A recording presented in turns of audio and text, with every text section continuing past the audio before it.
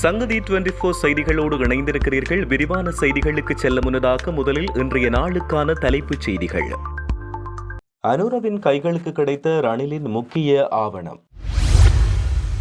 யாழில் கூறிய ஆயுதங்களுடன் 3 கைது. அரசாங்கத்துடன் ஒப்பந்தமிட்ட எதிர்க்கட்சி அச்சத்தில் ரணில் தரப்பு. யாழ் பல்கலைக்கழகத்தில் கலைப்பீட பொன்விழா நிகழ்வுகள். தமிழரசு கட்சியின் ஜனநாயக விரோத செயற்பாடு தவராசா குற்றச்சாட்டு. யாழ் பல்கலைக்கழக ஒழுக்காற்று உத்தியோகத்தர்களுக்கு எதிராக ஆணைக்குழுவில் முறைப்பாடு.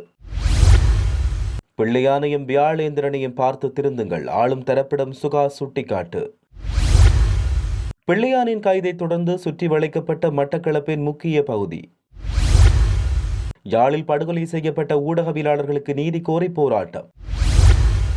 புதிய பாப்பரசர் தெரிவுக்கான உத்தியோகபூர்வ தேதி அறிவிப்பு.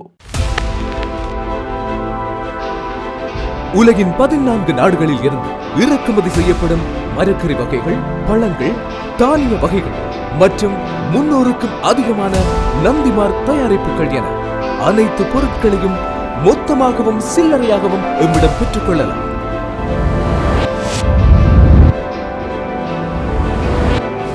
VSCO கேஷ் அண்ட் கேரி என்றும் உங்களுடன். தொடர்வன விரிவான செய்திகள். முன்னாள் ஜனாதிபதி ரணில் விக்ரமசிங்க லஞ்சம் அல்லது ஊழல் குற்றச்சாட்டுகளை விசாரிக்கும் ஆணைக்குழுவில் நேற்று முன்னிலையாகியிருந்தார். முன்னாள் ஊவா மாகாண முதலமைச்சரும் நாடாளுமன்ற உறுப்பினருமான சாமர சம்பத் தசாநாயக்க கைது செய்யப்பட்டமை தொடர்பில் அவர் அளித்த வாக்குமூலம் தொடர்பாக அவருக்கு இந்த அழைப்பு விடுக்கப்பட்டது.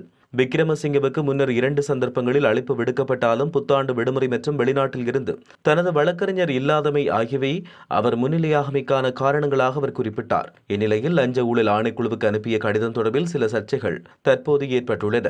அதில் சில ஆவணங்கள் அன்றுகுமார திசாநாயக்கவின் கைகளுக்கு சென்றதாக தெரிவிக்கப்படுகிறது.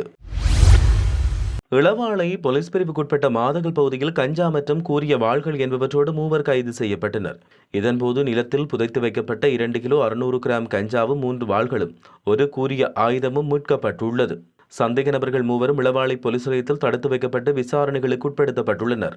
விசாரணைகளின் பின்னர் அவர்கள் மெல்லாகம் நீதிமன்றத்தில் முற்படுவதற்கான நடவடிக்கைகளை போலீசார் மேற்கொண்டு வருவதாக தெரிவிக்கப்பட்டுள்ளது.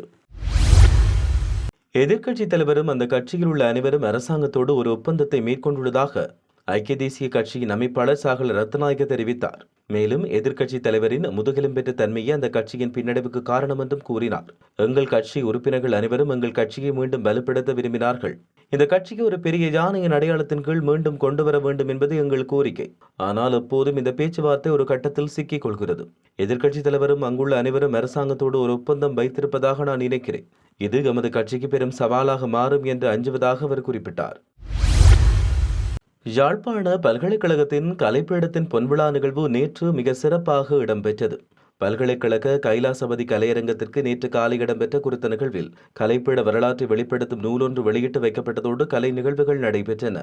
இந்த நிகழ்வில் பல்கலைக்கழக துணைவேந்தர் பேராசிரியர் சிவக்கொழுந்து ஸ்ரீ சர்க்குணராஜா, கலைப்பீட பீடாதிபதி பேராசிரியர் சிவசுப்பிரமணியம் ரகுராம், பல்கலைக்கழக முன்னாள் துணைவேந்தர்கள், பேராசிரியர்கள், விரிவுரையாளர்கள், மாணவர்கள், பழைய மாணவர்கள் என பலரும் இதில் கலந்து கொண்டனர். இதன் ஒரு அங்கமாக பல்கலைக்கழக கலைப்பீட வரலாற்றை வெளிப்படுத்தும் புகைப்பட கண்காட்சியும் நடைபெற்றது. நடைபெறவுள்ள உள்ளூராட்சி மன்ற தேர்தலில் ஜனநாயக விரோத செயற்பாட்டை தமிழரசு கட்சி முன்னெடுத்து வருவதாக ஜனாதிபதி சட்டத்தரணி KV தவராசா குற்றம் சாட்டினார். தவிசாளர் நியமனம் தொடர்பாக தமிழரசு கட்சியானது மக்களை ஏமாற்ற முயற்சித்து வருவதாகவும் அவர் இதன்போது மேலும் குறிப்பிட்டுள்ளார். அத்துடன் மேலும் உள்ளூராட்சி தேர்தலில் தவிசாளரை கட்சி தீர்மானிப்பது பொருத்தமற்ற நடவடிக்கை என்றும் அவர் இதன்பொழுது சுட்டிக்காட்டியிருந்தமை குறிப்பிடத்தக்கது.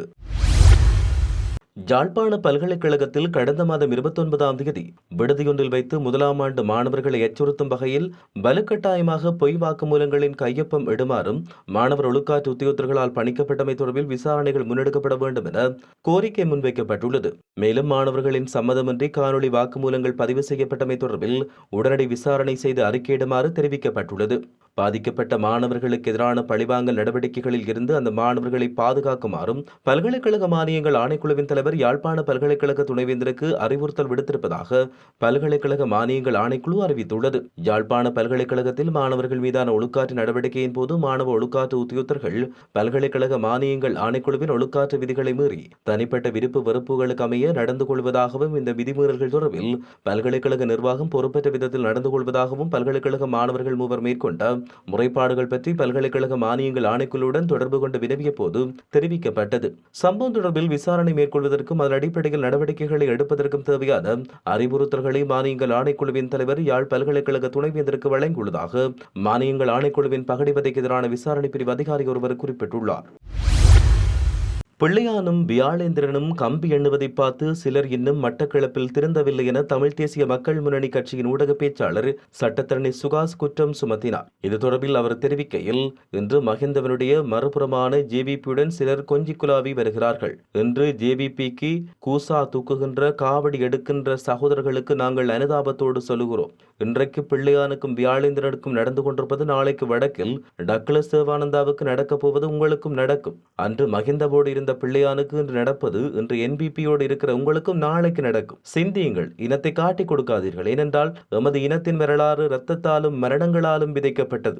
உலகத்தில் எந்த ஒரு நாட்டினுடைய தலைவர்களும் எந்த ஒரு போராளி தலைவரும் தனது குடும்பத்தோடு யுத்தம் நடந்த பூமியில் இறுதி வரை இருந்த வரலாறு கிடையாது. ஆனால் எங்களுடைய தலைவன் இருந்தான். அந்த தலைவனுக்கு ஆயிரம் மாவீரர்கள், அவர்களில் பெரும்பாலானவர்கள் கிழக்கு மண்ணில் இருந்தார்கள். எனவே அந்த மண்ணில் இருந்தவர்கள் தயவு செய்து துரோகம் செய்யாதீர்கள் என்றும் அவர் இதன் போது கூறியுள்ளார். மேலும் ஊர்காவற்றுறை பகுதியில் நடைபெற்ற கூட்டத்திலும் அவர் சில விடயங்களை பகிர்ந்து கொண்டார்.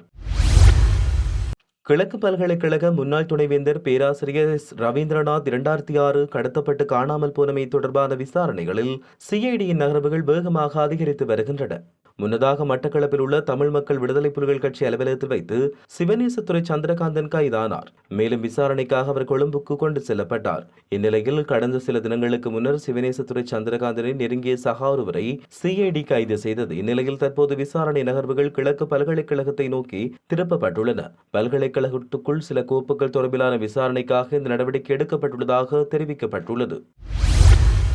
படுகொலை செய்யப்பட்ட ஊடகவியலாளர் தராகி சிவராம் மற்றும் ரஜீவர்மன் ஆகியோரின் நினைவேந்தல் நிகழ்வும் அவர்களின் படுகொலைக்கு நீதி கோரி போராட்டமும் முன்னெடுக்கப்பட்டது. யாழ்ப்பாணத்தில் அமைந்துள்ள படுகொலையான ஊடகவியலாளர்கள் நினைவு தூபிக்கு முன்பாக இந்த நிகழ்வு இடம்பெற்றது. இந்த நிலையில் அஞ்சலி நிகழ்வு ஆரம்பிக்கப்பட முன்னரே நினைவு தூபி அமைந்துள்ள பகுதியில் பெரும்பாலான போலீசார் சீருடைகளோடும் சிவில் உடைகளோடும் குவிக்கப்பட்டனர். அத்துடன் பெருமளவான புலனாய்வாளர்கள் குவிக்கப்பட்டு அச்சுறுத்தும் வகையில் செயற்பட்டதோடு புகைப்படங்கள் மற்றும் காணொளிகள் என்பவற்றை எடுத்திருந்தனர். இந்த நிகழ்வில் யாழ்ப்பாணத்தைச் சேர்ந்த ஊடகவியலாளர்கள், தென்னிலங்கை ஊடகவியலாளர்கள் என பலரும் கலந்து கொண்டு சுடரேற்றி மலர் மாலை அணிவித்து மலர் தூவி அஞ்சலி செலுத்தினர். ஊடகவியலாளர் தராகி சிவராம் என்று அழைக்கப்படும் தர்மரத்னம் சிவராம் கடந்த 2005ஆம் ஆண்டு ஏப்ரல் 28ஆம் தேதி கொழும்பு பம்பலப்பட்டி போலீஸ் நிலையத்துக்கு அருகில் வைத்து வெள்ளை வானில் வந்த இனம் தெரியாதவர்களால் கடத்தப்பட்ட பின்னர் நாடாளுமன்றத்துக்கு அருகாமையில் படுகொலையான நிலையில் சடலமாக மீட்கப்பட்டார். ஊடகவியலாளர் செல்வராஜா ரவிவர்மன் உதயன் பத்திரிகையின் அலுவலக செய்தியாளராக கடமையாற்றி வந்த போது கடந்த 2007ஆம் ஆண்டு ஏப்ரல் 29ஆம் தேதி காலை 10 மணிக்கு ஸ்டாலின் வீதியில் வைத்து மோட்டார் சைக்கிளில் வந்த இனம் தெரியாத நபர்களால் சுட்டு படுகொலை செய்யப்பட்டமை குறிப்பிடத்தக்கது. புதிய பாப்பரசரை தேர்ந்தெடுப்பதற்கான மாநாடு நடைபெறும் உத்தியோகபூர்வ தேதி அறிவிக்கப்பட்டுள்ளது. அதன்படி குறித்த மாநாடு மே 7ஆம் தேதி நடைபெறும் என வத்திக்கான் அறிவித்துள்ளது. கடந்த ஏப்ரல் 21ஆம் தேதி பாப்பரசர் பிரான்சிஸ் இறந்ததை தொடர்ந்து புதிய பாப்பரசரை தேர்ந்தெடுப்பதற்கான கர்தினால்கள் வத்திக்கானில் கூடி வருகிறார்கள். இந்நிலையில் குறித்த மாநாடு சிஸ்டைன் தேவாலயத்தில் மே 7ஆம் தேதி ரகசியமாக நடைபெற உள்ளது. இதேவேளை இந்த ஆண்டு பாப்பரசர் தேர்தலுக்கு 135 கர்தினால்கள் போட்டியிட உள்ளமை குறிப்பிடத்தக்கது. இத்துடன் செய்திகள் யாவும் நிறைவு பெறுகின்றன.